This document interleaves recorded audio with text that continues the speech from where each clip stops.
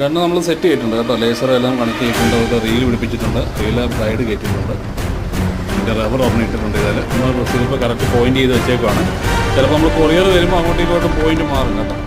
നിങ്ങൾ അവിടെ വരുമ്പോൾ അതിന് മുകളിൽ അതിൻ്റെയോടൊരു അല്ലെങ്കിൽ ഞാൻ അതിൻ്റെ ഉള്ളത് കൂട്ടുള്ളത് കൊടുത്തേക്കാം. ഇതിപ്പോൾ കറക്റ്റ് പോയിന്റ് ചെയ്ത് വെച്ചേക്കും.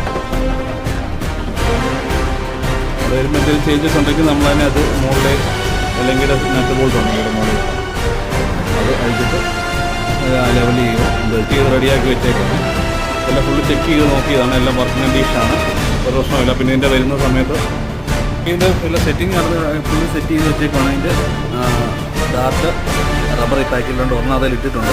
പിന്നെ അതിന് ഹാൻഡ് ഗ്ലൗസ് ഉണ്ട്. പിന്നെ ഹെഡ് ടോർച്ച് അതിൻ്റെ മാനുവലൊക്കെ ഉണ്ട്. ഫുള്ള് സെറ്റ് ചെയ്ത് ഇത്രയാണ് ഐറ്റം വരുന്നത്. ഓക്കെ.